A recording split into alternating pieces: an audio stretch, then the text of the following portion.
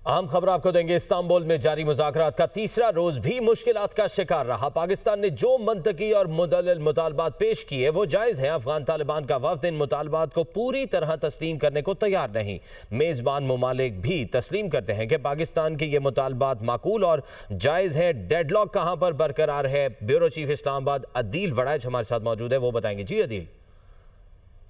जी, Istanbul में जारी मुज़ाकरात का जो तीसरा दिन है, इसमें भी डेडलॉक सामने आया है और पाकिस्तान ने जो मंतकी और मुदल्लल मुतालबात पेश किए हैं वो बड़े जायज हैं, जिसको जो होस्ट कंट्री है वो भी तस्लीम कर रहा है।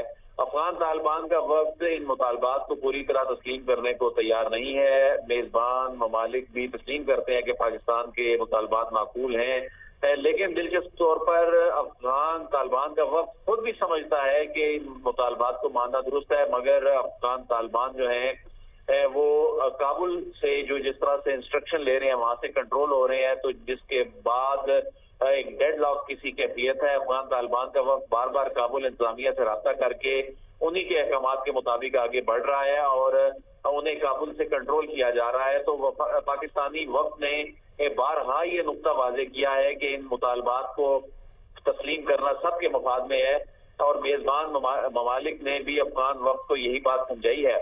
ताहम काबुल इंतजामिया से कोई हौसला अफजा जवाब नहीं आ रहा, जिससे एक तातुल पैदा हो रहा है और जरा ये कह रहे हैं कि यूं लगता है कि काबुल में कुछ अनासर किसी और के एजेंडे पे काम कर रहे हैं और पाकिस्तानी वक्त का जो मौकफ है वो बदस्तूर मंतकी है, मजबूत और अमन के लिए नागुज़ीर है। लेकिन अफगान तालिबान का जो रवैया है, 3 रोज से जारी घंटों तवील जो मुज़ाकराती सेशन है, इसमें वो अपने एक गैर मंतकी रवैये और गैर हकीकी जो उनके जो बयानात हैं उनको लेके वो चल रहे हैं और यही वजह है कि कोई पॉजिटिव पेशरफ्त जो है अभी तक नजर नहीं आ रही और जो वो बार बार इंस्ट्रक्शंस काबुल से ले रहे हैं वहां से भी इंस्ट्रक्शंस आने के बाद कोई हौसला अफजा पेशरफ्त होती नजर नहीं आ रही और इस बात का इम्कान है कि आज का जो तीसरा सेशन है ये भी बगैर किसी नतीजे के खत्म होता दिखाई दे रहा है। जी अदील, थोड़ा सा हमारे नाज़रीन के लिए ये भी क्लियर कर दीजिएगा कि आप जिस तरह से कह रहे थे कि इंस्ट्रक्शंस काबुल से आ रही हैं, काबुल को भी इंस्ट्रक्शंस कहीं और से आ रही हैं, क्या यही तो नहीं वजह डेडलॉक की?